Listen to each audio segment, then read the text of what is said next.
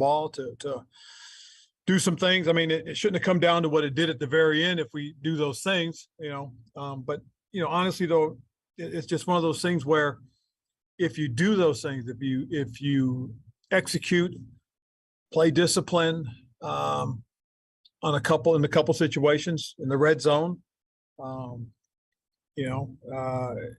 and do what you're supposed to, we put the ball in the end zone instead of having to kick field goals or unfortunately turning it over. Yeah, it's very late in the season, obviously. Is there anything you can change at this juncture to get that going?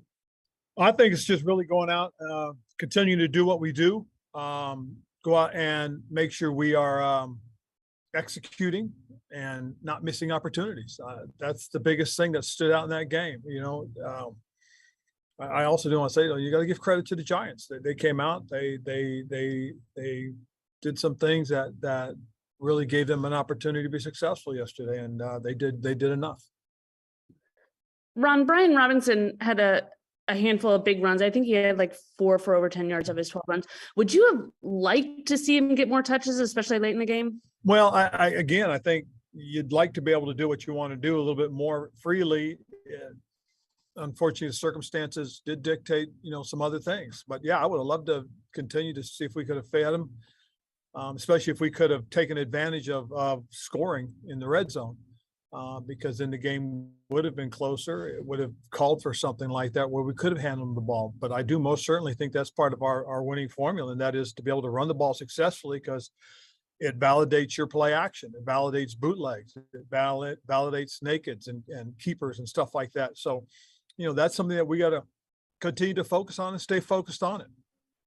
And after the game or today, have you had a chance at all to talk to Taylor or have any sort of one-on-one with him, just to kind of go over all this? I talked to Taylor last night.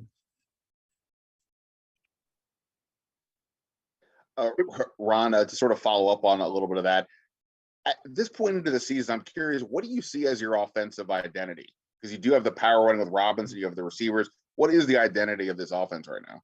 Okay, so to repeat it again, I think we can run the football, and we can run the football downhill. And off of that, we can be a play action team, a bootleg team, a physical up front team. It gives our offensive line an opportunity to fire out and not have to catch as much. We've seen that has been successful, and we got to continue on with that type of mentality, in my opinion, just because I believe that is part of the formula. It's part of what we can do, and it's been successful for us.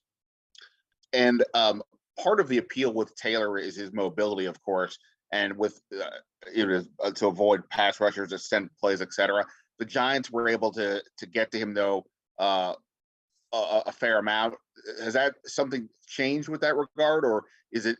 How do you kind of view that aspect of it? If Taylor's strength is this ability to mobility and extend plays, when the other front is kind of getting at him a bit more? Well, there was a couple opportunities that came up where he was in the pocket. It was 3rd and long situations. I really think only one of them was a first down or second and long situation. So when we put ourselves into passing situations, really is when we had trouble and we struggled. When we're in situations where we're staying ahead of the chains, as I said, it makes our play action viable, and that's something we have to be aware of and be even better at. Hey, Ron, how did you think that Taylor responded after that first half?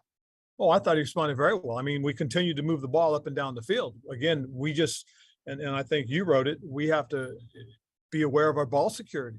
I mean, and that's really what got us.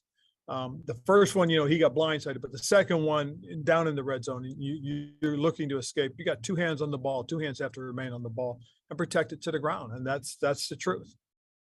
And when you look at that red zone area, and I know this has been talked about a lot, is there anything that you saw, calls aside and all that, what have you seen maybe as a theme that's like, this has to get better down there?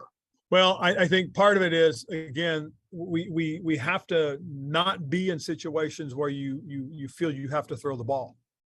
Keeping the option of being able to run it, it opens up so much more. More of your playbook is available to you. And in several games we've been slightly behind, and throwing the ball is one of our better opportunities because of the playmakers we have as wide receivers. and you've got Terry and Jahan now, who's really looks like he's back into form, and Curtis, we've got to spread the ball to them. But at the same time, we want to keep ourselves in a position where you can run it if you want to. Ron, where do empty sets fit into this offensive identity? I know the sack happened to be on an empty set last night, but you talk about play action and power running. What do you like about those empty sets and what they bring to the offense? Well, the biggest thing about the empty sets is it spreads out the defense. And if you can get the ball into somebody's hands quickly, like a Curtis or a Terry, which we saw in space, they become even more dynamic. And that's something, that we try to be quick about. Unfortunately, on the hit on Taylor, he gets it out. He's going to get it out, but he's going to get it out a little bit late. And it was him going from his initial read to another read. At that point, you got to understand that, and again, it's something he should be more aware of, and he'll work on and understand even more so, is that, hey, I got empty, so I got a bunch of one-on-ones. The ball has to come out on time. In the red zone, you guys have had trouble throwing in the lower red zone particularly. Is there something that Taylor can do better, or certain concepts that you'd like to see that could help you guys improve in that area? Well, again, I think one of the things that could be to his detriment is, when your initials are taken away, you've got to quickly come back to the other side. And when the space is condensed and it's reduced, it's one of those things that you've got to do it quickly and get through it quickly. A couple of times he's kind of waited a little bit to try and give the guy an opportunity to get to the window or to another window and then go to another guy. And sometimes it's just, we've got to keep that clock in his head going and, continue to do those things. And in the past, we've mentioned, hoping this offense would evolve and take that step forward and be able to, maybe build on some of those leads. And also at the same time, Taylor's been pretty consistent in generating, 18, 21 points in that range. What's the balance between wanting to evolve, but also saying, hey, even though there's certain difficulties, we still are very consistent? Well, one of the things that we thought we could do is take a few shots. And I know I saw us, we did go vertical a couple of times. We even ran a flea flicker going vertical. And really we only hit two of them. We hit the one to Curtis and we hit the one to Jahan. And that's something that, if you're going to take those shots, your second down play has got to be viable. It's got to get more than 2 yards or 3 yards, because at that point you're behind the sticks and then it becomes challenging on third and long. Ron, do you give any thought to a change of quarterback for next week? No, David. I think that the biggest thing more than anything else is, sticking with Taylor and what we're trying to establish.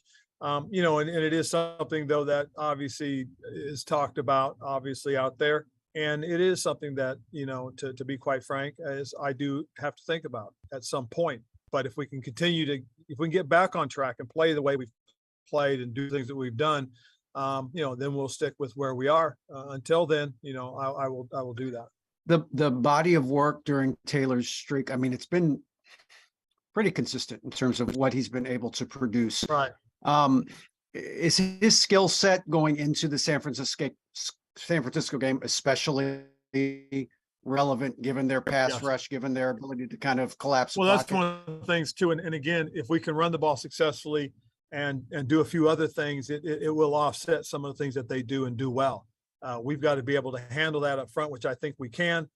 We've been able to do it a couple of times. We've done it against Philadelphia. We had some really good moments against Minnesota, and a few other teams where we've been able to control the tempo because we've ran the ball early and effectively. That has to be one of our priorities going into this game, is that we've got to make sure we're shored up in terms of running the ball and then understanding in terms of our protections versus some of the things that they try to do. Two more. You mentioned an awareness of, I guess, that the outside dialogue on a quarterback changes. Is that part of your messaging to Taylor? Is just having him trust what's inside the building as opposed to that conversation? Absolutely, most certainly, Michael. I think my conversation with Taylor last night, it was, hey, look, we had some really good moments during this game. We did some really good things, but we've got to build on it now. We've got to finish. We truthfully got to finish in the red zone, and and I think again, a lot of it is as long as I'm open with him and he understands where I'm coming from, I think we both get the messaging. Ron, when you were Ron, talking about him quickly going through his, real quick, sorry. Go ahead. When you were talking about Taylor needing to quickly go through his reads in the red zone and the difficulty there, is that something that can be fixed with experience and reps? I mean, is that something you feel like he can get a hold of? Absolutely, it is a rep thing, because a lot of times when you go through that and you see it in practice, you see it a certain way. Well, if 1 and 2 are open in practice, it's practice. It's a different tempo. So in his mind, in my opinion, we've got to make sure we can stress to him, hey, that this is going to happen. Okay, but if it's not there, you've got to get over here quickly to this read. And that's a rep thing. That's an experience thing that we've got to continue to create and build up for him as coaches. And I think it's one of the things that, and again, I listen to the coaches. I stand right next to them during the red zone periods, and we talk about that. They talk about it. Hey, now remember, you got these two to this side. If that doesn't happen, you got to get back to over here. You got to do it quickly. And again, we got to continue to emphasize that to help him, so that he understands. Last one. Ron, Hey, Ron, with Chase Young, does the urgency for him to try and get back with only 3 games left, is that kind of increased now with where you guys are at, where maybe there isn't as much cushion as before? Absolutely. I think so, man. I think that, and for everybody for that matter, we're in a very precarious situation right now. We have a half game lead over a couple of teams. And the key though, is we got to focus in on and taking care of them one at a time. We got a big game coming up this Saturday. We've got a couple of key guys that are hopefully ready to come back from injury and get them out on the field. So they can help us out. I mean, we need, all hands on deck. This is what you live for. This is the crunch time of it. And you got to want to be there and got to want to be part of it, and do whatever you can to get on the field. And hopefully, some of these guys are healthy enough and ready to go. And, cause we're not going to expose anybody that's not ready. But if a guy can come and make it and be out there to help us, we'd sure love to have him on the field. All right. Thank you, Coach. Appreciate it. Charlie. Thank you, Ron. Thank you. All right, guys. Thank you.